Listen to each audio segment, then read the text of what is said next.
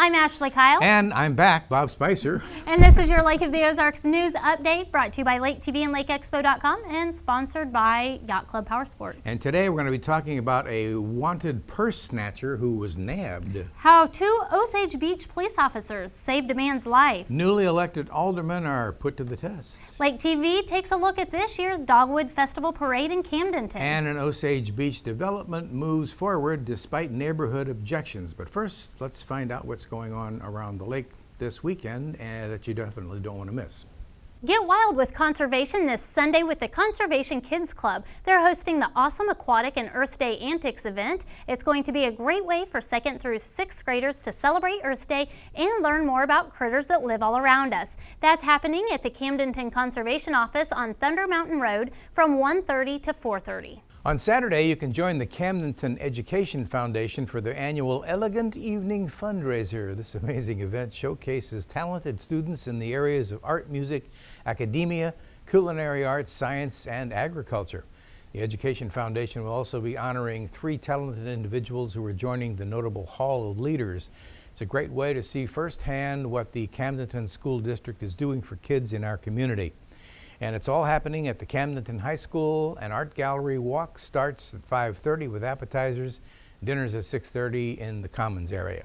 Spring is a great time to clean out the attic, basement, or garage. Do you happen to have a piece of art that you love but doesn't fit in your home anymore? Or maybe you're just looking to change it up and make room for a new piece. This Saturday, you can donate your unwanted art to the Lake Arts Council for their previously owned art sale, which will be held later this year. All styles and media will be accepted, and proceeds from the art sale will be used to support local art programs and performances. Your donations will be accepted on Saturday from 9 a.m. until 5 p.m. at the Lake Arts Council office in Stonecrest Mall. Well, this weekend is the 32nd annual Clown Golf Classic. Saturday at 5 p.m. there will be a pairings party, a silent auction, and live auction along with free food and cocktails. Sunday is the actual golf tournament, and the tee-off time is at 10 o'clock in the morning. And as always, money raised will be donated to local charities to benefit the residents of the Tri-County Lake area.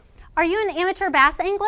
This weekend is your chance to cash in at the Big Bass Bash Tournament. It's a unique contest that allows the weekend angler a chance to win big money just like the professionals. Unlike most fishing tournaments, which have a team arrangement and prizes are based on total weight, at the Big Bass Bash it only takes one fisherman, just one big bass to win. The prize money for the tourney will be more than $175,000, with $60,000 going to the winner. That's all happening on Saturday and Sunday from 6:30 a.m. to 3 p.m. at the Lake of the Ozarks State Park. Registration is $175 for both days or $125 for one day. For more information, go to www.bigbassbash.com. This Sunday, you can head to Eldon to catch the Greater Lake Area Chorale in their 4th concert of the spring series. They'll perform both secular and sacred choral music from the present and the past. That's happening at the First Baptist Church in Eldon at 3 o'clock in the afternoon. Their concerts are always open to the public and they're always free, but of course, donations are welcome. Cirque Italia is the world's first traveling water circus, and it's going to be in Springfield this weekend. What can you expect to see at this remarkable show? It's a cirque variety show that features a 35,000-gallon water tank stage and performers from around the world. The incredible show is completely animal-free and features a contortionist who is able to bend her body in ways you would never imagine, an acrobatic trampoline excursion, an astounding jet ski act, and all kinds of explosions and laser guns. You'll also have a once-in-a-lifetime opportunity to take a picture with a mermaid. Shows are on Friday night, Saturday, and Sunday. For tickets and showtimes, go to cirqueitalia.com. That's CIRQUEITALIA.com. Well, that's just some of what's happening at the lake this weekend. You can go to lakeexpo.com for a complete list of events coming up. About a purse snatcher, a story in Camdenton, and an exciting opportunity for young professional women at the lake. That and much more after a word from Yacht Club Power Sports.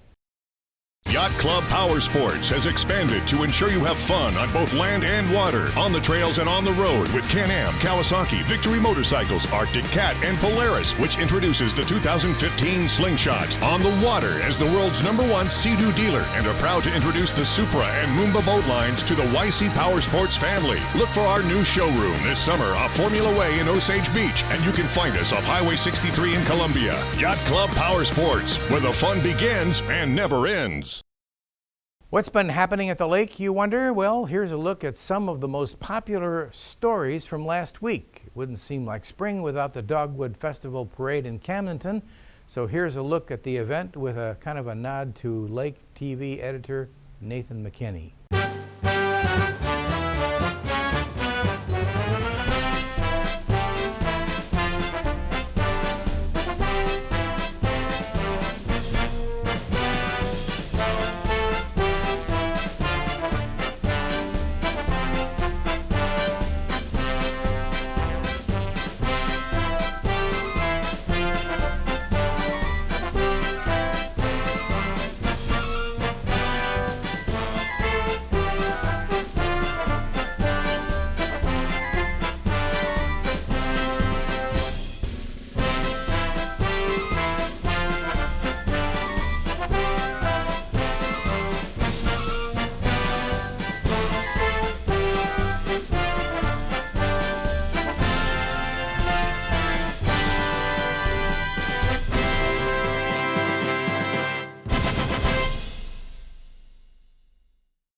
Two Osage Beach police officers were recognized earlier this month for their life-saving work last January. At a Board of Aldermen meeting, Police Chief Todd Davis commended Senior Officer Michael Hutzler and Officer Sean Glenn for their response to an emergency medical call on January 1st.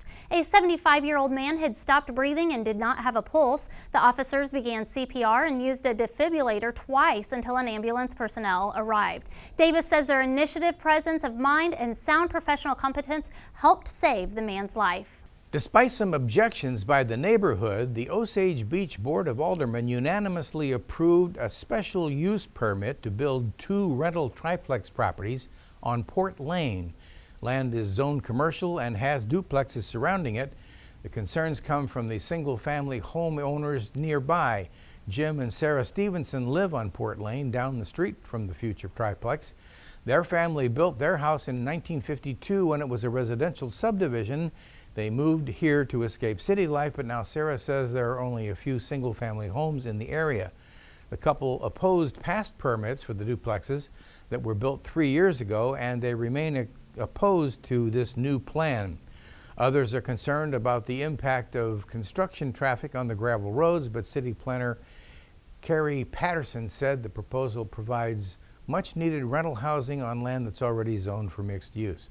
He also pointed out that the developer could have built something more commercial, but that rental units are more likely to maintain a residential feel in the area. The developer also agreed to regrade the roads once construction is finished. The newest members of the Lake Ozark Board of Aldermen, Dennis Klotzer and Vernon Jaycox, were only 15 minutes into their first meeting before they were faced with a dilemma. The city's Planning and Zoning Board recommended approving the final plat for the Whitetail Place subdivision in Lake Ozark, but during the meeting, 2 residents questioned the area. Scott Barnes and Laura Edwards both live on the same street as the subdivision. They said they supported the subdivision plat, but thought parts of the developer's plan would violate city codes. Lake Ozark building official Tim Hayden said those problems were because older subdivision plats weren't done properly. According to Hayden, fixing those problems isn't the responsibility of the developer of Whitetail Place. So Klotzer and Jaycox, who were elected last Tuesday, had to choose between siding with the neighboring property owners or the recommendation by the Planning and Zoning Commission. Jaycox suggested that they table the conversation due to more investigation, and the board unanimously agreed to discuss it at their next meeting. A purse snatching at the Camdenton Gerbs led to a quick arrest last Friday. A shopper responded, looking away from her cart, turned around to find a man headed toward the door with a shopping cart and her purse. She followed him outside and watched him toss the purse into another cart. Then he ran to a vehicle. The store manager and another person were able to give officers a detailed description of the vehicle and officers had the man in custody within minutes. Police believe the 47-year-old suspect was also involved in a similar incident at Save-A-Lot on February 19th. The man is currently on a 24-hour hold at the Camden County Jail with 2 pending charges of felony stealing. A man who was shot while invading an Iberia residence is facing 13 years in prison.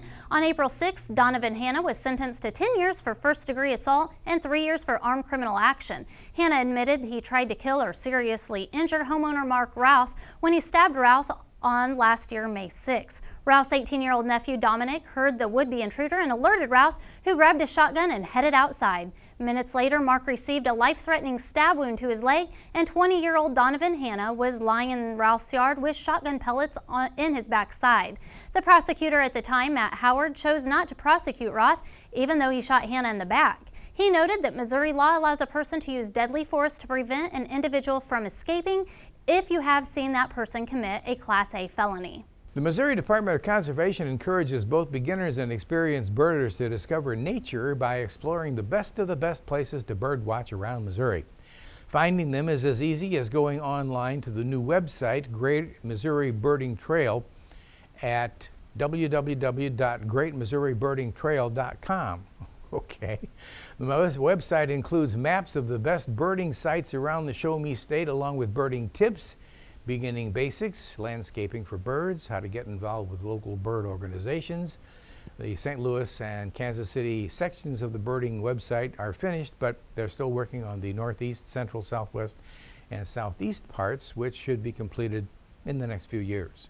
The Businesswomen of Missouri are starting a cutting-edge program to help guide young professional women. The program is called the Generations Taking Charge Challenge Experience, and it will be held during the annual Businesswomen of Missouri State Conference. They are looking for women 18 to 24 for the program, which is scheduled for April 23rd from 9 a.m. to noon. The experience will help young women going into the workforce to be better prepared by learning how to develop their interviewing skills, apply for free tuition dollars, get networking ideas, and ways to achieve financial success. These young women will also learn about wage gaps and non-traditional jobs that are all available, and it's all for free. The Community Foundation of the Lake, better known as CFL perhaps, received a grant from the Walmart Foundation. Store manager David Blankenship recently presented them with the $1,000 check. Carolyn Davenroy, the president of the Community Foundation, says the money will help out tremendously. CFL was established to help in building the educational, cultural, health, and economic development of the lake area. All the funds stay right here, by the way, and they're by awarding grants to local nonprofit charities. If your organization is interested in applying for a grant, go to communityfoundationofthelake.com. So far this year, they've awarded local groups with 17 grants totaling more than $26,000. Well, that's the lake in a nutshell. I'm Ashley Kyle, and this has been your Lake of the Ozarks News Update. And thanks for watching us on Como Connect Channel 90, and watch us anytime on mylaketv.com. And now we're back on Charter Channel 197. And remember, you can connect with us on Facebook and Twitter at MyLakeTV to stay updated throughout the week. For Ashley Kyle and the whole news team here at Lake TV, have a great day.